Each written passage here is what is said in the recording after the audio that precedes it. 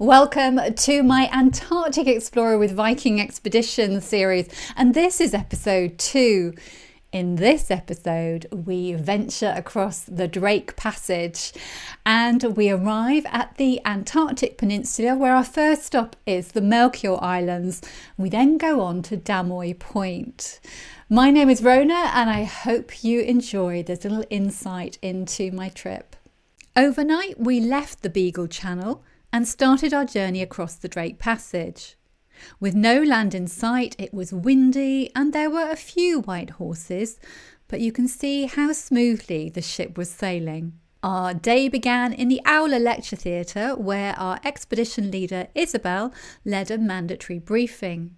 She covered everything we needed to know about going ashore in Antarctica, including the IATO, International Association of Antarctic Tour Operators, regulations designed to protect this pristine environment. She advised us to be aware of the wildlife and, in particular, the penguin highways.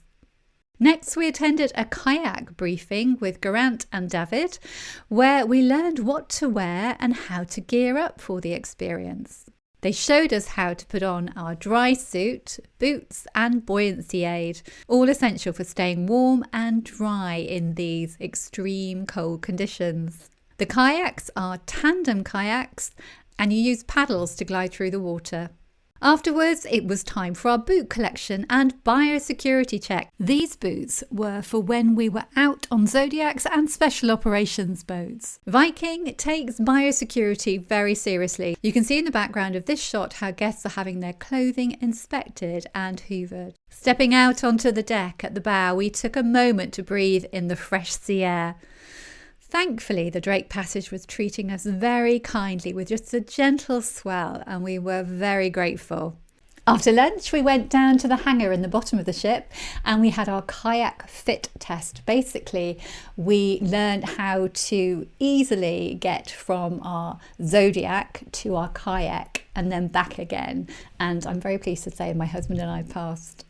Then we attended an introduction to Viking science lecture by Chief Scientist Jason Hayden and learnt how Viking contributes to Antarctic research. The activities include submarine science, balloon-based weather observations, and he mentioned his plan to launch a weather balloon later that week, passive acoustic monitoring, abbreviated to PAM. Jason covered details about partners and projects, including the Scott Polar Research Institute and the Oceanites Research Programme. Oceanites monitor the Antarctic Peninsula. They conduct and evaluate vital research on Antarctic penguin populations in support of climate science. Their penguin counters usually collaborate with expedition ships visiting the Antarctic Peninsula in order to access the penguin colonies. That evening, we gathered in the Owler for the Viking welcome reception. We were officially welcomed by Captain Lars Håkan Gustafsson and his senior officers, including the chief engineer, restaurant manager and executive chef. It was a wonderful moment, raising a glass and celebrating the beginning of our Antarctic adventure. We capped off the evening with a delicious meal at Manfredi's Italian restaurants, one of my favourite restaurants on board. Before we reached the Antarctic, I just thought I'd give you a little bit of background about its incredible size. The continent is over 57 times the size of the UK and 1.4 times the size of the USA. On our Antarctic Explorer expedition, we would simply be visiting the Antarctic Peninsula, which is circled here. It's the most accessible part of Antarctica, and due to its relatively mild climate, there are opportunities to see wildlife including penguins, seals and whales. Wow! The next morning after breakfast, we spotted our first iceberg and it was such an exciting moment. In the daily briefing, Isabel shared the plans for the next 2 days. Around 1 o'clock, we arrived at the Antarctic Peninsula and our first stop were the Melchior Islands. Snow was falling and the temperature was just above freezing at 34 degrees Fahrenheit, 1 degree Celsius. We watched as the first Zodiac cruises from our expedition set off. Zodiacs are inflatable boats which can be used for cruising and also landings. It was then time for our first 45-minute Zodiac cruise, and before we set off, our guide gave us a safety briefing. We encountered our first penguins, both Gentoo and Chinstrap.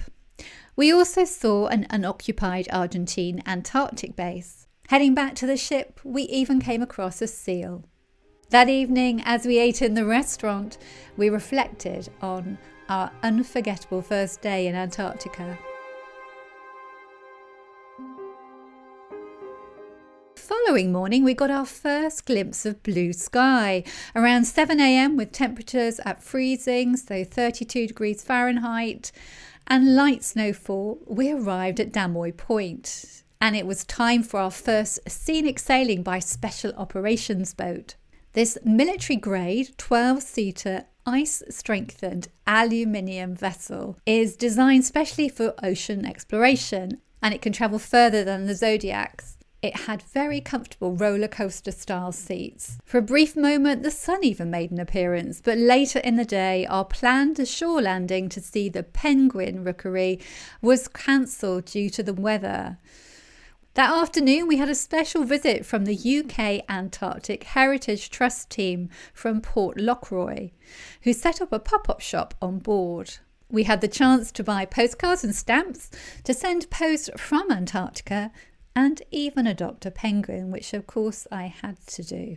As a little bit of background, Port Lockroy is one of 6 heritage sites on the Antarctic Peninsula protected by the UK Antarctic Heritage Trust. The site consists of 3 buildings, the largest of which is Bransfield House, which houses a living museum, shop, and the world's southernmost post office. Port Lockroy is home to a Gentoo penguin colony, and the UK Antarctic Heritage Trust has been monitoring the colony since 1996. We also went to a great talk by the 2 ladies from Oceanites.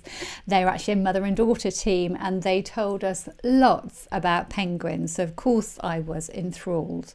So penguins are flightless birds, and they are found in the southern hemisphere.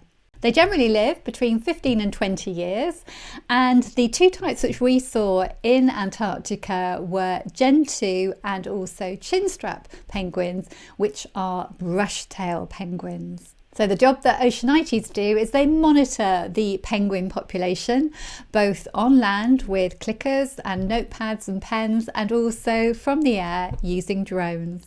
And then that evening, during our daily briefing, we discovered the exciting plans for the next day. That evening, we reflected on our lovely day at Damoy Point.